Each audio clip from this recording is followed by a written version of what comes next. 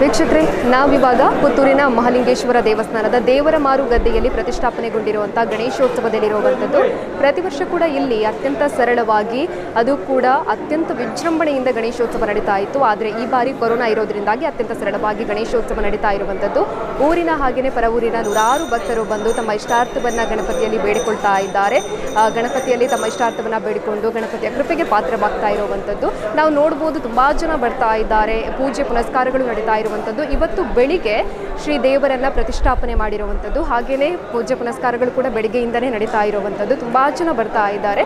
ಹಾಗಾದರೆ ಇಲ್ಲಿರುವಂತಹ ಗಣೇಶೋತ್ಸವ ಯಾವ ರೀತಿಯಾಗಿ ನಡೀತಾ ಇದೆ, ಗಣಪತಿಯನ್ನು ಯಾವ ರೀತಿಯಾಗಿ ಅಲಂಕಾರ ಮಾಡಿದ್ದಾರೆ, ಇವೆಲ್ಲವನ್ನು ನೋಡೋಣ.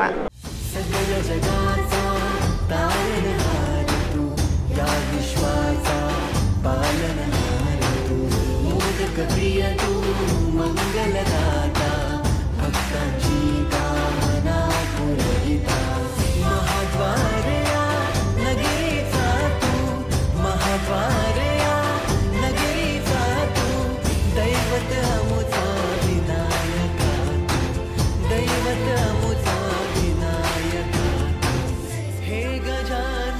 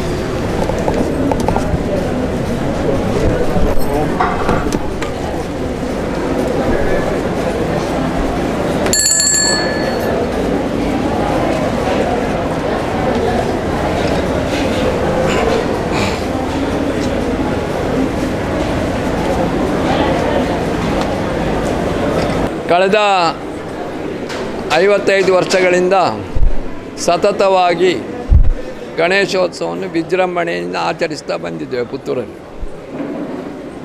ಸಣ್ಣ ರೀತಿಯಲ್ಲಿ ಶುರುವಾದಂಥ ಈ ಗಣೇಶೋತ್ಸವವು ಕೊನೆಗೆ ಭಾರಿ ದೊಡ್ಡ ಪ್ರಮಾಣದಲ್ಲಿ ಬೆಳೆದು ಬರೀ ಭಕ್ತಿ ಒಂದೇ ಅಲ್ಲ, ಭಕ್ತಿ ಒಂದು ಪಾಲಾದರೆ ಇನ್ನೊಂದು ಪಾಲು ಹಿಂದೂ ಸಂಘಟನೆ ಆಗಬೇಕು, ಹಿಂದೂಗಳೆಲ್ಲ ಒಟ್ಟಾಗಬೇಕು, ಹಿಂದೂಗಳಲ್ಲಿ ಅರಿವು ಮೂಡಿಸಬೇಕು, ಹಿಂದೂಗಳು ಯಾಕೆ ಈ ದೇಶವನ್ನು ಆಳಬೇಕು, ಈ ದೇಶದಲ್ಲಿ ಹಿಂದೂಗಳ ರಾಜ್ಯ ಯಾಕೆ ಇರಬೇಕು, ಇದನ್ನೆಲ್ಲ ತಿಳಿಸುವಂಥ ಕರ್ತವ್ಯವನ್ನು ನಾವು ಕಳೆದ 55 ವರ್ಷದಿಂದ ಮಾಡ್ಕೊಂಡು ಬಂದಿದ್ದೇವೆ. ಇದರಲ್ಲಿ ಖಂಡಿತವಾಗಿ ನಂಗೆ ಗೊತ್ತುಂಟು, ಇದರಲ್ಲಿ ಪುತ್ತೂರಲ್ಲಿ ಇವತ್ತು ಹಿಂದುತ್ವ ಬೆಳೆದು ಬಂದಿದೆ. ಅದಕ್ಕೆ ಅರ್ಧ ಕಾರಣ ನಾವು ಸತತವಾಗಿ ಜನರಲ್ಲಿ ಹಿಂದೂಗಳಲ್ಲಿ ಒಟ್ಟಾಗಬೇಕು, ಹಿಂದೂಗಳಲ್ಲಿ ಭೇದ ಭಾವ ಇರಬಾರ್ದು, 1000 ಜಾತಿಗಳಿರಬಾರ್ದು, ಎಲ್ಲ ಹಿಂದೂಗಳಾಗಿ ಇರಬೇಕು ವಿನಃ ಒಬ್ರಿಗೊಬ್ಬರು ಜಾತಿ ಬೇರೆ ಬೇರೆ ಹೇಳಿಕೊಂಡು ತಿರುಗಾಡುವಂಥ ಕೆಲಸವನ್ನು ಮಾಡಬಾರ್ದು ಹೇಳುವಂಥ ದೊಡ್ಡ ಸಂದೇಶವನ್ನು ನಾವು ಕಳಿಸಿದ್ದೇವೆ. ಇನ್ನೊಂದು, ಹಿಂದೂಗಳು ಯಾವಾಗಲೂ ಸೌಮ್ಯಶೀಲರು. ಸೊ ನಾವು ಹಿಂದೂಗಳು ಒಟ್ಟಾಗಿ ಇತರ ಮತಗಳು ಇರಬೇಕು, ಅವರಿಗೇನು ತೊಂದರೆ ಕೊಡಬಾರ್ದು, ಆದರೆ ನಮ್ಮನ್ನು ಕೆಣಕಲಿಗೆ ಬಂದಾಗ ನಾವು ಬಿಡಬಾರ್ದು, ಇಂಥ ಒಂದು ಸಂದೇಶ ಮಾಡಿದ್ದೇವೆ. ನಮಗಿಂತ ಹಿಂದೆ ಹಿಂದೂಗಳು ಅನೇಕ ಕಷ್ಟಪಟ್ಟಿದ್ದಾರೆ, ತುಂಬ ಕಷ್ಟಪಟ್ಟಿದ್ದಾರೆ. ಜೈಲಲ್ಲಿ ವಾಸಿದ್ದಾರೆ, ಆಮೇಲೆ ಅರೆಸ್ಟ್ ಮಾಡಿದ್ದಾರೆ, ಹೊಡೆದಿದ್ದಾರೆ, ಅವರ ಪಾಸ್ತಿಗಳನ್ನು ಕಿತ್ತುಕೊಂಡಿದ್ದಾರೆ, ಮಾಡಬಾರ್ದನ್ನೆಲ್ಲ ಮಾಡಿದ್ದಾರೆ. ಇದೆಲ್ಲ ಈಗ ನಿಂತೋಯ್ತು. ಯಾಕಂತ ಹೇಳಿದರೆ ಹಿಂದುತ್ವದ ಈ ಒಂದು ಸಂದೇಶವನ್ನು ಎಲ್ಲರೂ ತಗೊಂಡು ಹಿಂದೂಗಳು ಒಟ್ಟಾಗಿದ್ದಾರೆ. ಇವತ್ತು ನಾವು ಬೇರೆ ಅಲ್ಲ, ನಾವೆಲ್ಲ ಒಂದೇ. ನೋಡಿ, ಈಗ ನೋಡಿದರೆ ಈ ಜಾತ್ರೆಯಾಗ ಜನ ಬರ್ತಾರೆ, ನೋಡಿದರೆ ತಿಲಕರು ಏನು ಐಡಿಯಾ ಹಾಕಿದ್ದಾರೆ ಅದನ್ನು ನಾವು ಪುತ್ತೂರಲ್ಲಿ ಮಾಡಿದ್ದೇವೆ. ನನಗೆ ಭಾಳ ಸಂತೋಷ. ಇನ್ನೊಂದು, ಇದು ಮುಂದುವರಿಬೇಕು, ಇನ್ನೂ ಒಗ್ಗಟ್ಟಾಗಬೇಕು ಜನರು. ಬರೀ ಭಕ್ತಿ ಒಂದೇ ಅಲ್ಲ, ಭಕ್ತಿ ನಿಮ್ಮ ಮನೆಯಲ್ಲಿ ವಿಗ್ರಹ ಇಟ್ಟು ಪೂಜೆ ಮಾಡ್ಬೋದು, ಅದು ಮುಖ್ಯ ಅಲ್ಲ. ಭಕ್ತಿ ಮುಖ್ಯ ಅಲ್ಲ, ಭಕ್ತಿ ಒಂದು ಅಂಗ ಅಷ್ಟೇ. ಅದರೊಟ್ಟಿಗೆ ಹಿಂದೂಗಳ ಒಗ್ಗೂಡುವಿಕೆ ಇದು ಆಗಬೇಕು. ಇವತ್ತು ಪುತ್ತೂರಲ್ಲಿ ನನಗೆ ಬಹಳ ಒಂದು ಹೆಮ್ಮೆಯಿಂದ ನಾನು ಹೇಳ್ತಾ ಇದ್ದೇನೆ, ಗಣೇಶೋತ್ಸವ ಖಂಡಿತವಾಗಿ ಹಿಂದೂಗಳನ್ನು ಒಗ್ಗೂಡಿಸಲಿ ದೊಡ್ಡ ಪಾತ್ರ ಉಂಟು. ಆ ಪಾತ್ರ ನನಗೆ ದೊಡ್ಡ ಮೇಧಾವಿಗಳನ್ನು ಕರೆದು ಅವರಿಂದ ಭಾಷಣ ಮಾಡಿಸಿ, ಸಂಘದವರಿಂದ ಭಾಷಣ ಮಾಡಿಸಿ, ಆಮೇಲೆ ಮಕ್ಕಳಿಗೆ ವಿಗ್ರಹ ರಚನೆ, ಭಗವದ್ಗೀತೆ ಕಂಠಪಾಠ ಸ್ಪರ್ಧೆ, ನಮ್ಮ ಶಾಸ್ತ್ರೀಯ ಸಂಗೀತದ ಸ್ಪರ್ಧೆ, ನಾಟಕಗಳು, ಪೌರಾಣಿಕ ನಾಟಕಗಳು, ಇವನ್ನೆಲ್ಲ ಮಾಡಿ ನಾವು ಈ ನಮ್ಮ ಹಿಂದೂ ಸಮಾಜಕ್ಕೆ ನಾವು ದೊಡ್ಡ ಕೊಡುಗೆಯನ್ನು ಕೊಟ್ಟಿದ್ದೇವೆ. ಒಂದು ವಿಷಯ ನೀವೆಲ್ಲ ನೆನಪಿಟ್ಕೊಳ್ಬೇಕು, ಈ ರಾಜ್ಯ, ಈ ದೇಶ, ಹಿಂದೂಗಳು ಬಹುಮತ ಇರುವವರೆಗೆ ಈ ದೇಶದಲ್ಲಿ ಪ್ರಜಾಪ್ರಭುತ್ವ ಇರ್ತದೆ. ಯಾವಾಗ ನಾವು ನಮ್ಮ ಸಂಖ್ಯೆ ಕಡಿಮೆ ಆಗ್ತದೋ ಮತ್ತು ನಾವು ಇವತ್ತರ ಮತದ ಒಳಗೆ ತಲೆಯನ್ನು ಬಗ್ತೇವ, ಆಗ ಇದು ಈ ಭಾರತ ದೇಶ ಇನ್ನೊಂದು ಅಫ್ಘಾನಿಸ್ತಾನ ಆಗೋದ್ರಲ್ಲಿ ಯಾವ ಡೌಟು ಇಲ್ಲ. ಆದ್ದರಿಂದ ಇದನ್ನೆಲ್ಲರೂ ನೆನಪಿಟ್ಕೊಳ್ಬೇಕು. ಮೊದಲು ನಾನು ಹಿಂದೂ, ಆಮೇಲೆ ಎಲ್ಲ ಜಾತಿ ವಿಷಯ ಮಾತಾಡಬಾರ್ದು. ಕೆಲವರು ಹೇಳ್ತಾರೆ ಆ ಎಂಕಲ್ ನಾಯಿ ಅಂತ. ನಾನ್ಸೆನ್ಸ್. ಅಂತೆಲ್ಲ ಎಂಕನ ಹಾಕಲಿ, ಎಲ್ಲ ನಮ್ಮವರೇ ಹೇಳುವಂಥ ಮಾತನ್ನು ನಮ್ಮಲ್ಲಿ ಬರಬೇಕು ಅಂತ ಹೇಳಿ ಮಾಡ್ತೇನೆ. ಜೈ ಹಿಂದ್.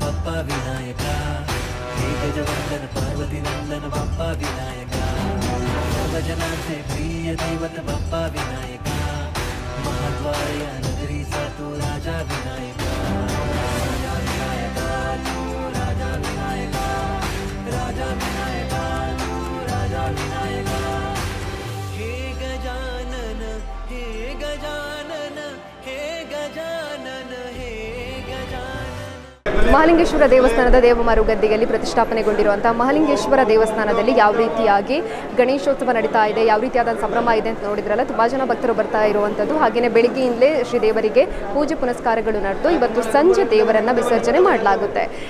ಇಲ್ಲಿರುವಂತಹ ಪ್ರತಿಯೊಂದು ಸಂಭ್ರಮವನ್ನು ಕೂಡ ನೋಡಿದರೆ ಕೊರೋನಾ ಇರೋದ್ರಿಂದಾಗಿ ಅತ್ಯಂತ ಸರಳವಾಗಿ ಗಣೇಶೋತ್ಸವ ನಡೀತಾ ಇರುವಂಥದ್ದು.